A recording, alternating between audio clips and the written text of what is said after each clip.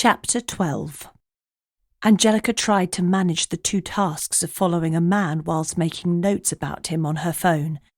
She didn't want to make voice notes in case she drew attention to herself from the man who she was tracking.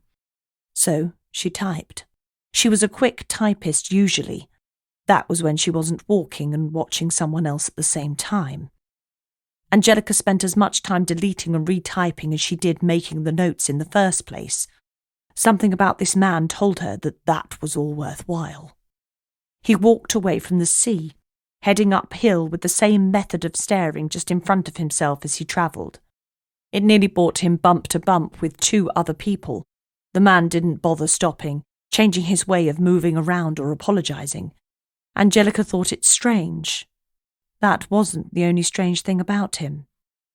The weather was taking a turn towards summer, the sun beating down a heat that would only get stronger as the day went on. The man was wearing clothes that wouldn't look out of place in the UK at that time of year. They were the right clothes for showers and a cold breeze, neither of which he could encounter on a warm day in Javea. He weaved in and out of the streets, turning left at one and right at the next to end up back on the same street he had just left. Angelica felt this was a sure sign that he knew she was following him. She sped up near to the junctions so she could see him at all times, and then dropped back as soon as she had turned the corner so she could stay as far back as not to be seen. The man deviated from one side of the street to the next. His erratic walking caused Angelica to get closer. Her notes were now of the direction of travel. She had to make a point of looking for street names wherever she could find them, adding them to what was now becoming a substantial note. She could edit it when she got back home. Better to have too much information than not enough at all, Ange. Angelica decided that the man's erratic walking was good reason to get much closer. She was small enough and light enough on her feet that she could get near to him by upping her stride and not make a sound. Her rubber-soled shoes helped her move quickly. The shoes were light, Skechers, she seemed to remember. They were designed to get around without feeling like you were actually wearing anything at all on your feet. The gap narrowed. The man continued his focus on an imaginary spot just in front of him.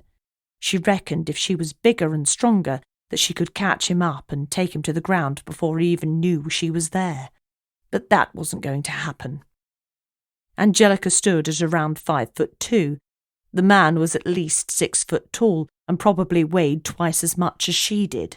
It wasn't very often that Angelica wished she was bigger than she was, but this was one of those occasions.